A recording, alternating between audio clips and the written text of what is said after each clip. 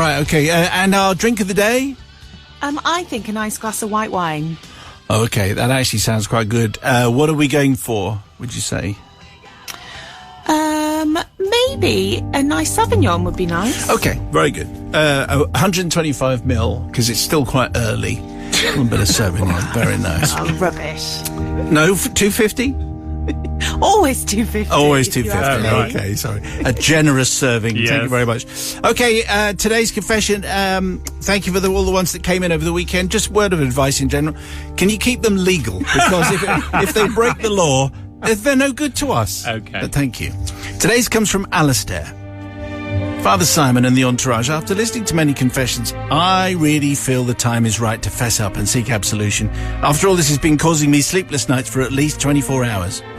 I am a grassroots football referee. I don't think I've had one from a football referee before. With a long and illustrious career of being useless and giving decisions that upset numerous beer-bellied footballers at weekends for a number of years now. It's a skill honed to perfection since 1988 when I took up the whistle and the black uniform. A few years back, I did several games as an assistant referee in the Ryman Youth League, which involves several decent non-league clubs under 18 teams. On this particular Tuesday, I'd been assigned to a game at Staines Town FC. They were facing a local derby against Kingstonian. The excitement was unbelievable, and this was confirmed by the official attendance of 43 on the night in question. Arriving around 75 minutes before kickoff, I made my way to the officials' changing room. First in, I dumped my rather tatty bag on the bench, took a seat and chomped on a dinner of champions, a chocolate bar and an energy drink, and I awaited my fellow officials. A few minutes later, two rather smartly dressed fellas arrived, namely the referee, let's call him Whistling Jack, and the other assistant, we'll call him Flag Hippo. Greetings were exchanged and talk turned to the rather boring, where were you at the weekend kind of stuff. Whistle seemed a little bit miffed that when asked the same question, I told him that I had officiated a classic Sunday league game in a rather pokey and horrible ground where the 7-4 scoreline told you all you needed to know about how bad the football was. Now, football referees are graded by level. I was then, I was before, and always will be a level 7. I never sought a higher plane, although probably should have done. Whistling Jack seemed astounded, himself a level 4, his assistant a level 5, to the point that his reaction almost screamed, "What on earth have I done to deserve this portly level of 7 ref in one of my lines?" Anyway, that's the way he took it, and I was a little bit narked. Again, as most refs will know, after a quick warm-up, we moved back to the changing rooms for what they call instructions. This is where the main man or woman tells his or her assistants that what he or she wants from them in terms of decision-making and signalling. Although I'd have thought that was fairly straightforward. Yeah.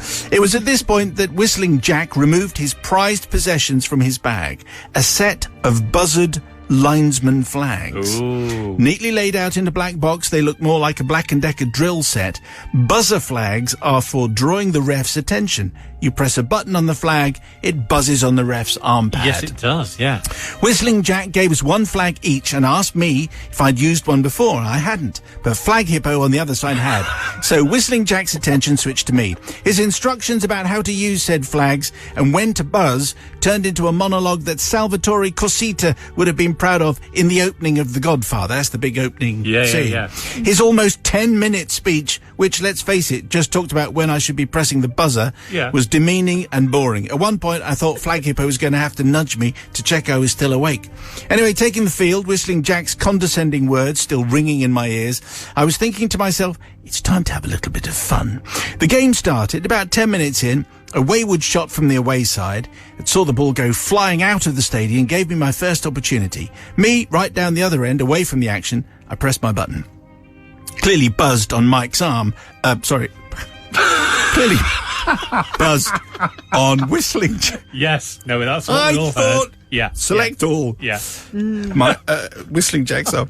And looked directly at me, but with no flag waving, he appeared confused. I buzzed it again as he got closer. He came a good 45 yards all the way to where I was standing and asked me what was up. I said, I'm buzzed. Not me. Nothing. Mike thought it must be a glitch and restarted the game with a goal kick. Well, I thought this is highly unprofessional, but it's quite funny, and proceeded to buzz him up whenever I thought it would liven proceedings. Buzz, and then another buzz. Then a triple buzz. Buzz, buzz, buzz.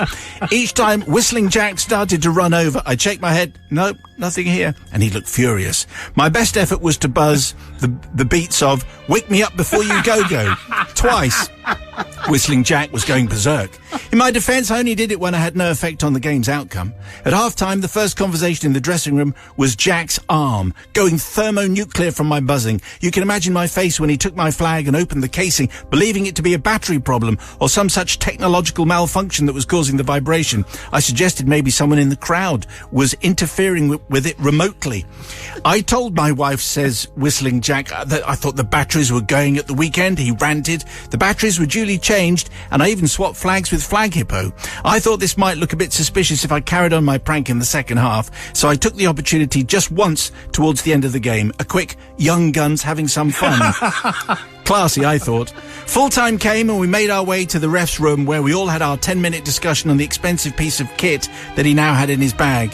Whistling Jack said he'd decided that he was going to take his buzzing flags back to the supplier and demand his money back or replacements. I would definitely do that, I said. I mean, you must know I wouldn't be pressing the button just for the sake of it, because that would be childish. Whistling Jack agreed. The flags were put away in his box and confined to his kit bag, and we made our way to the bar. Many years on, I feel the need to own up and throw myself at the mercy of Simon & Co., as well as the good people listening in, praying to be absolved of a crime, as I would ask them to put themselves in the same position, demeaned by a fellow official who thought that I was a 4-year-old child. Well, I certainly wasn't having anything to do with that. Anyway, where Jack and Flag Hippo are now, I have no idea. I continued to referee. I hope I can be found innocent, says Alastair. First of all, Sister Susie, live from the pub saloon bar. Well, Alastair, you know, it's all fun and games, isn't it? And it does sound very, very funny. And maybe you didn't deserve that 10-minute speech at the beginning. But I've just got to think about, and, you know, Brother Matt will know more about this than me, but wouldn't it have disrupted the game? What about the players that were supposed to be playing a game of football? And also, think about the conversation the company had when he tried to take it back, Whistling Jack, having a rant. And I don't think they deserved it, so I'm not going to forgive you. No forgiveness there, brother from... I mean, you're absolutely right, Suze. It would have disrupted the game quite a lot. However, I'm going to be in Alastair's corner on this one, because quite clearly Whistling Jack, talking down to, demeaning his team, absolutely had it coming. And the point where I decided I was definitely going to be in Alastair's corner was when he decided to start buzzing it to the sound of Wake Me Up Before You Go-Go. Clearly Alastair's not planning on going solo. Oh yes, definitely forgiven. Okay.